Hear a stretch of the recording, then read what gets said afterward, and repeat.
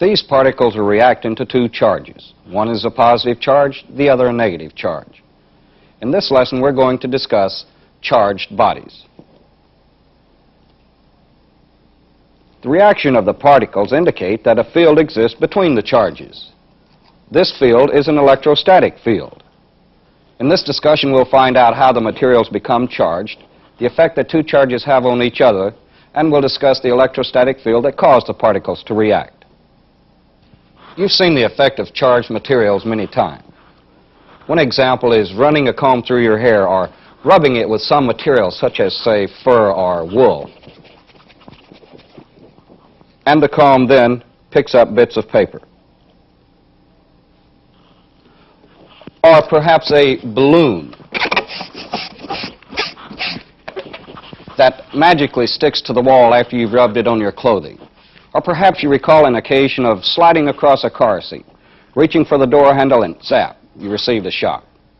In each example, the reaction occurs due to materials possessing different charges. Now, what do we mean by a charged material? Well, remember, all materials are made up of protons and electrons. The atom may be neutral, a positive ion, or a negative ion. It's neutral when it has the same number of protons and electrons. If some force causes the atom to lose an electron, it becomes a positive ion. It's left with more protons. However, if the atom gains an additional electron, it becomes a negative ion. In either case, the material is considered to be charged. Now, there are several ways of developing a charge on a material. One way is by using friction. For example, if this rubber rod is rubbed with fur, it will become charged. It becomes charged because the energy level of the electrons will be raised, and they'll either leave the rod or enter it, depending on the material used to produce the friction. Now, if the rubber gains or loses electrons, it's acquired a charge. Now, notice how a neutral body reacts to the rubber rod. This indicates that the rod is charged. The neutral body in this case is a pith ball. Now, pith is a soft, spongy core in the center of certain plants.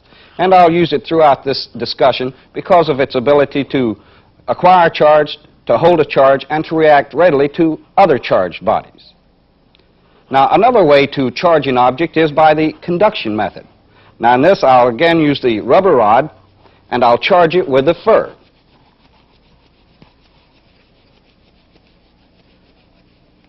This time, when I bring it to the pith ball, I'll let the pith ball touch it. The pith ball will acquire the charge in the rod. So in the conduction method, the objects must touch. Conduction means electrons traveling through one object to another.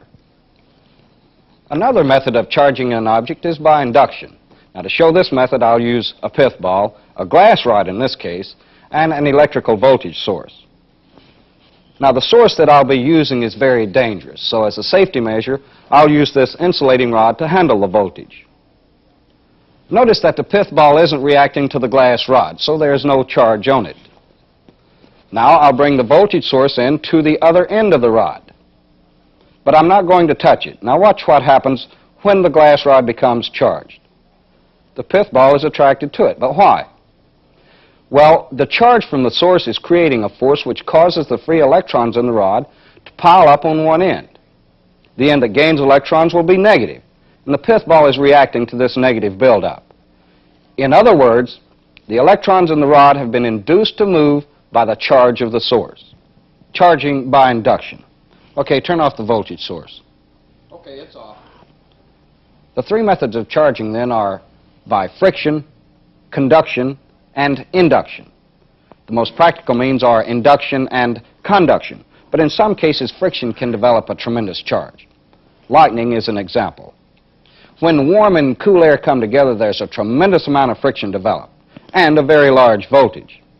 Now, the largest arc developed by man was 50 feet, and it took 30 million volts to do that. Imagine how much voltage is developed in a thunderstorm when lightning jumps a mile or more. Now, when objects acquire charge, the shape of the material determines how the charge is distributed. For example, when the charge builds up between these plates, it's distributed along the surface of the plates. Now, this is true also on a sphere. The charge is uniformly distributed over the entire surface. But in objects with irregular shapes, the charge is concentrated on the area of greatest curvature, or at the sharpest point. Now, we've seen how an object acquires a charge. Let's determine the effect that two charges have on each other. Now, to demonstrate this, I'll use two pith balls suspended on strings. In the first example, I'll use the electrical source to place a positive charge on one pith ball, a negative charge on the other. Okay, turn on the power source. It's on. Bringing in the positive charge, notice that the pith balls are drawn together. Therefore, we can say that bodies with unlike charges attract. Now, the pith balls fell apart because the charge is neutralized. So, trying it again, positive on one, negative on the other, the pith balls attract. Remember then, a negative and a positive or unlike charges attract. Okay, turn off the power source. Power's off. Now, I'm going to remove one side of the power source and connect a jumper between the two rods. In other words, what I'm going to do now is place like charges on the pith balls and check the reaction. Turn on the voltage. It's on. Now, applying like charges to the pith balls, notice that they repel. Then we can say that objects with like charges do repel. Okay, turn off the power supply. All right, the power's off. Now, in this demonstration, the attraction and repulsion occurred because an electrostatic field is developed between the charged bodies. Now, don't let the term electrostatic field throw you. It's nothing more than the unseen force about a charged body. We can determine what the field is by using the demonstration we saw at the beginning of the lesson.